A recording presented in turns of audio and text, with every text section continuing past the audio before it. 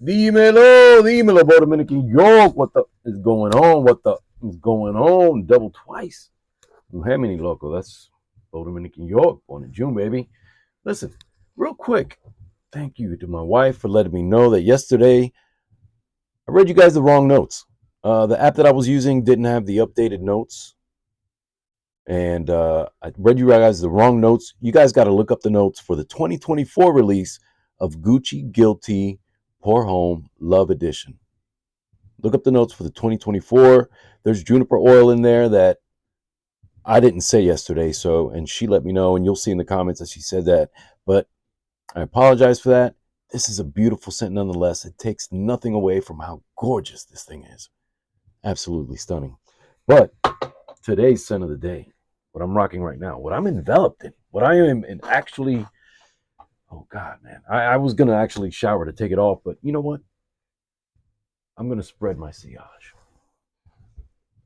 Thomas KOSMALA number 5, FRENESIE Eau de Parfum. What a gorgeous scent. What a gorgeous freaking scent, man. So this is a 2018 release from Thomas KOSMALA. Puts out a lot of quality stuff. Everybody knows about the number 4 and the number 4 flankers, but this is a number 5. This is not in top, bottom, or mid, but the notes that I'm reading on Sniff app are bergamot, rose, osmanthus, magnolia, gardenia, peony, saffron, amber, musk, frankincense, and oud. Always going down when I'm talking. Anyway, this thing is absolutely banging. Thomas KOSMALA number 5. Let's take a look at the atomizer.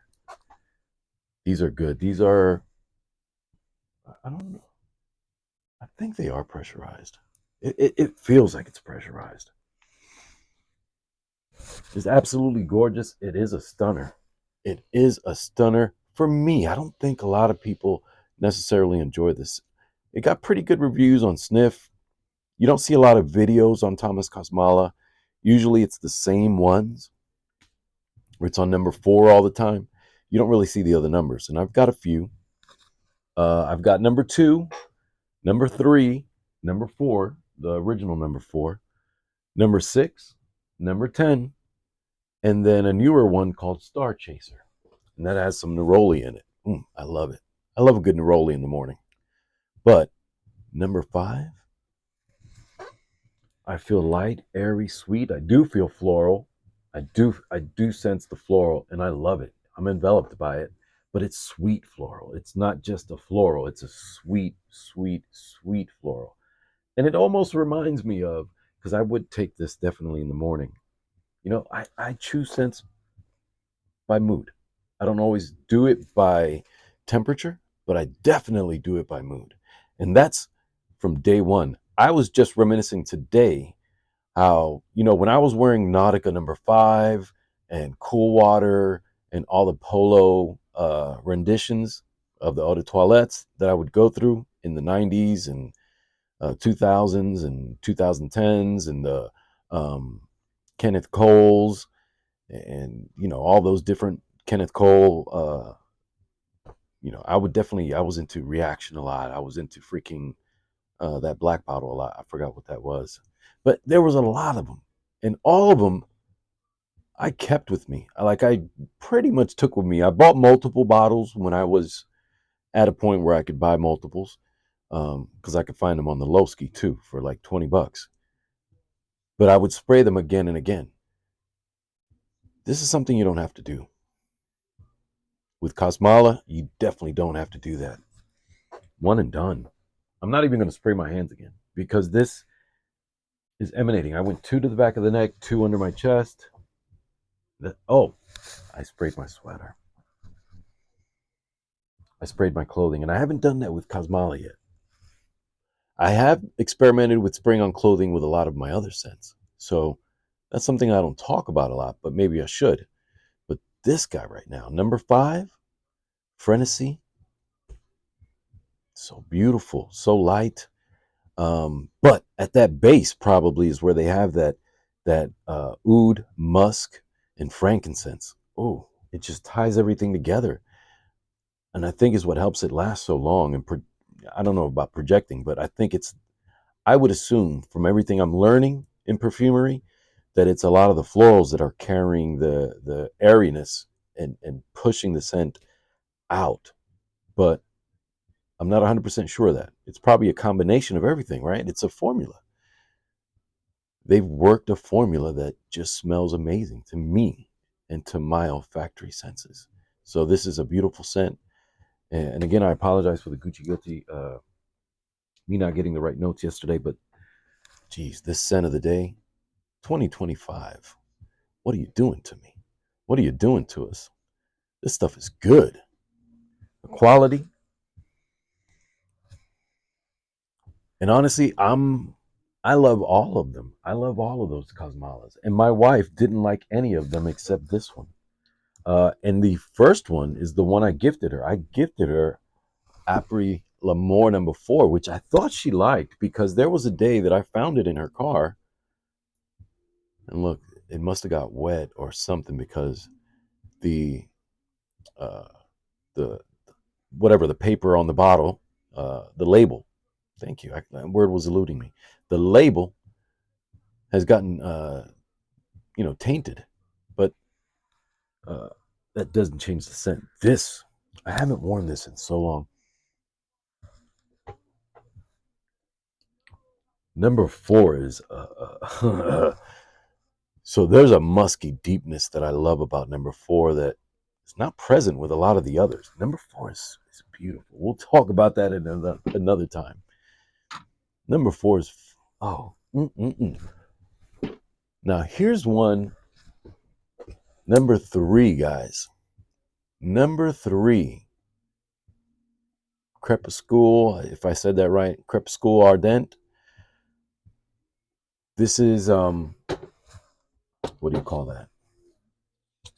This Tuscan leather or ombre leather, but I'm pretty sure it's one of the two. This is a beautiful, and I guess when you do those scents, yeah, it's like a mix between and its own twist on Tuscan leather and ombre leather. But #3,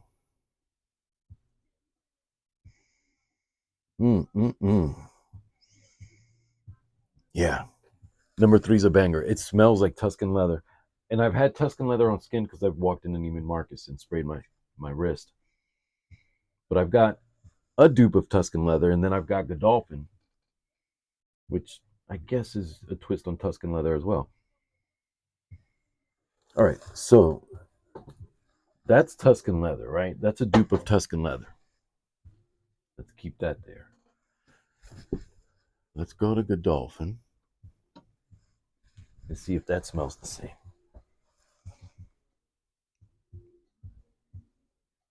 There's your bottle of Parfums de Marly, Godolphin. Not a real popular scent right now. You know, who wants to buy Tuscan leather anymore? I don't think so. I don't think anybody really is buying Tuscan leather. Now, obviously, this is going to have its own twist.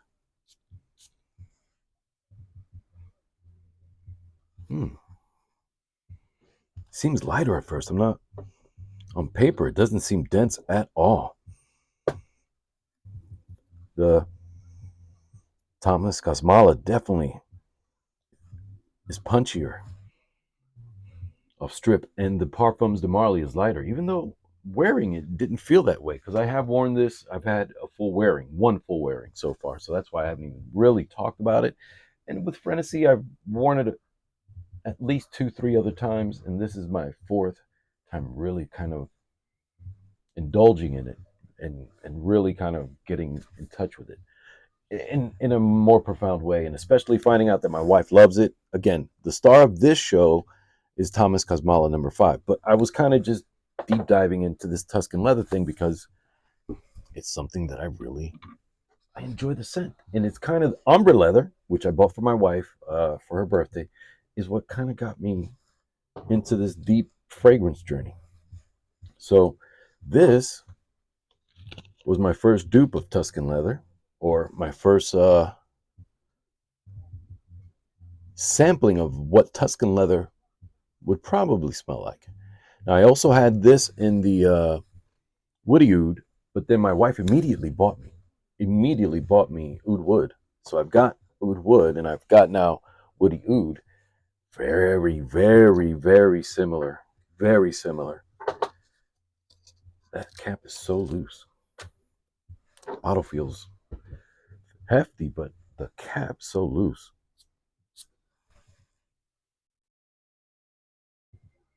Oh, this smells more chemically at first. It didn't used to feel that way before.